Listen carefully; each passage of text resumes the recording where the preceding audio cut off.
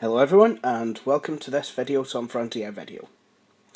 Now, here today, I thought I'd show you something, well, a kind of laptop that I've not shown in quite a while. This is, of course, a Compaq Armada. This particular Compaq Armada is a 1750, and I believe it is one of the last Pentium 1s. To be honest, I have no idea where the number 1750 fits in. Just seemed to me that Compaq were kind of arbitrarily numbering their machines, but I mean, I could be wrong. I'm sure that there was a specific way. I mean, I've only just learnt the Dell Latitude numbering system. But I mean, of the Pentium era Armadas that I have, I've got the 4131 MT, the 7750 MT, and the 1750. I don't know where they're going with this, but never mind. Doesn't really matter. All that matters is I have a Compaq Armada. Now, this one is it's quite nice because what they've done is not only has it got a floppy disk drive on the front, they've also crammed in a CD-ROM drive as well, and I do like these machines that have both in. So on the left side, looks like we've got volume knobs, headphone and microphone socket. I think, I'm not too sure what this is. It could be a Kensington lock, or it could just be for lifting the actual case up, because there are a couple of, there is a catchy thing here. On the right hand side there's another hole, so it probably is for the case. Proof that this is one of the last Pentiums. This is a USB part. They've even put a composite video part on here. 2 PC card slots. Whoops, that didn't go so well now, did it? And another one of these gold cards. This is Ethernet, fax, and everything else. And as is usual with these things, the rest of it has not been given to me. 2 vents.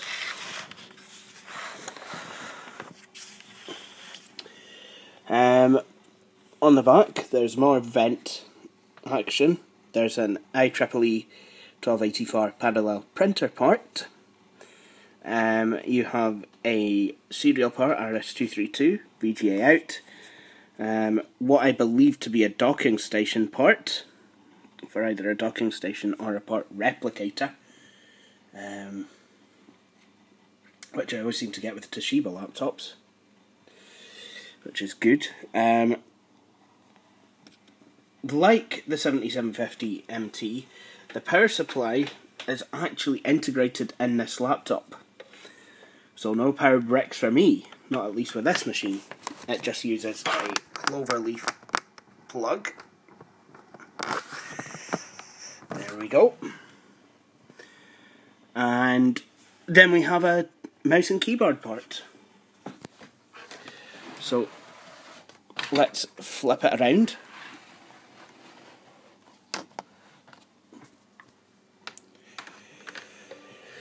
I'll just thread this as much around here as I can,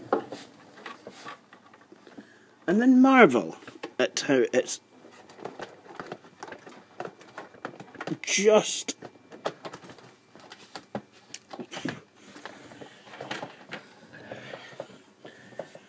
long enough. At least I think it is anyway.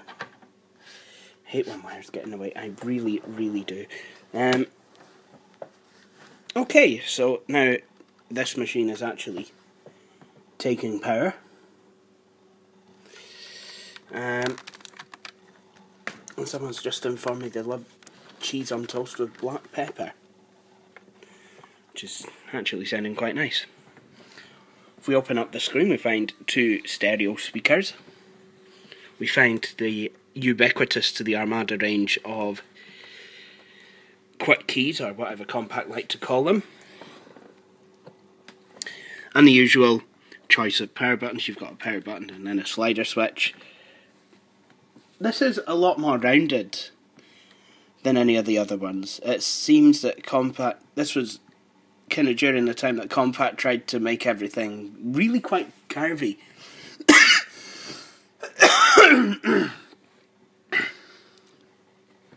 I mean,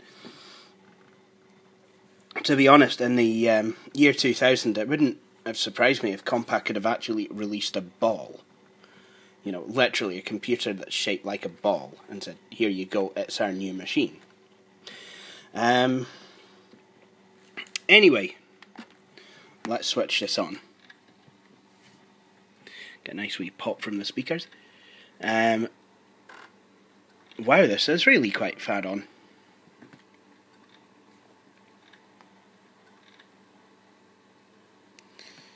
It has the red Compaq logo.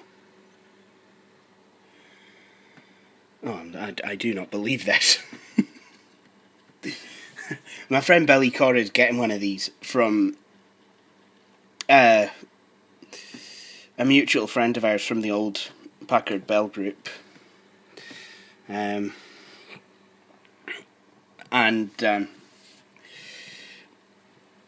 made a joke that they'd sent it to me instead. Would you believe it? I didn't actually realise, but this one has also been preloaded by the original owner with Windows 2000.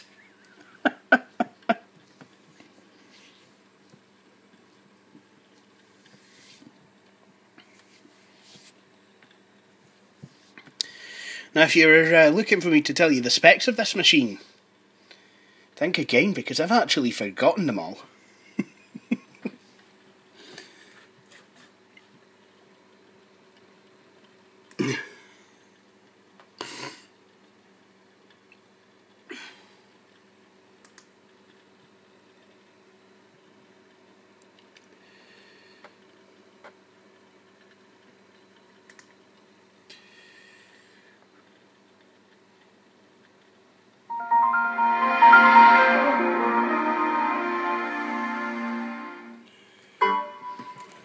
Very nice. The time and date on the system is invalid. You're not suggesting that after about 16, 17 years the battery's dead, are you?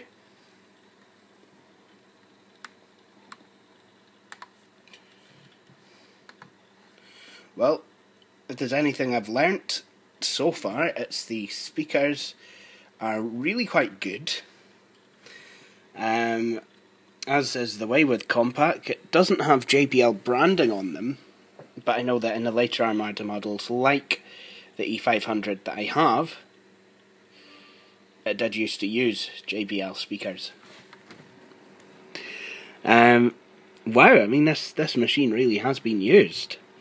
Someone put the Sony Ericsson phone file manager thingamajig on here. The fact that it's got a USB port as well. There's also Office 2000 with front page. Someone had an Epson printer. Dungeon Keeper by Bullfrog. So it has been used to play games. And I would say that it probably can be as well. As long as it's older games, as long as you're not wanting to be a dafty and try and play something like, well, I don't know, ATI Technologies, 3D wow. Wow. Okay, so this is a Pentium 2. I thought it was a Pentium 1, but someone's put a, well, it is, it's a 4MB ATI Ragey thing. I wonder what year this machine is. Impressed with the graphics though? Very, very impressed. I am, anyone who really knows me will know that I am probably the biggest NVIDIA fan ever in creation. Oh, it's got a 4GB hard disk. However, I am the first to admit that back in the 90s with the mobility rage cards, ATI knew what they were doing. And it's got 64 megs of RAM. So it has a Pentium 2 of indeterminate speed. That indeterminate speed, I'm going to try and attempt to find that out now.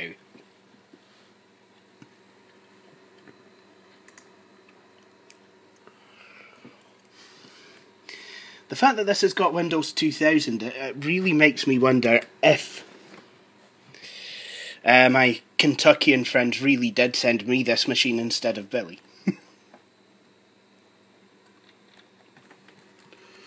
I do believe it's F10 to try and access setup.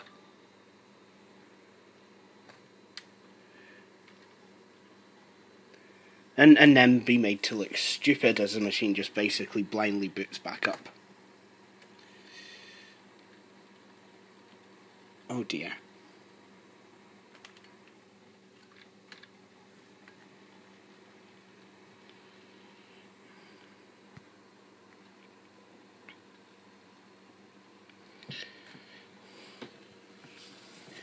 Oh well, I'm sure I'll find out the speed in due course. See, I thought these were late Pentium 1s, but it turns out I'm a great big fat hairy liar on that front. And I thought this was a Windows 95 machine, but well, let's have a look. It says it's designed for NTR98.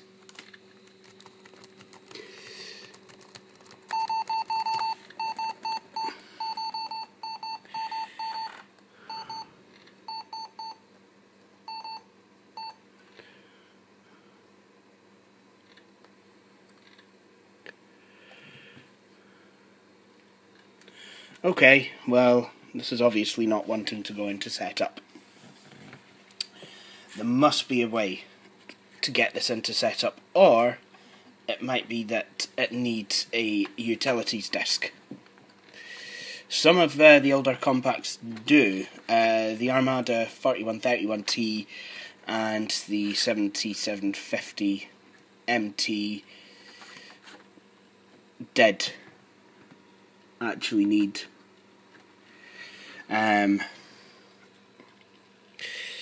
they did actually need utilities disks. Anyway, I think I'm going to wrap this video up here, and I hope you've all enjoyed watching it. Thank you for watching it, and I will report back with the changes that I actually do make to this machine. I'm glad I've got one. Looks absolutely brilliant. Thank you very much. See you again. Chinese food. Yes, I am very well aware that I've just literally ripped that off from UXW Bill, but to be honest, he makes some of the best videos out there, so there could be worse things I could do.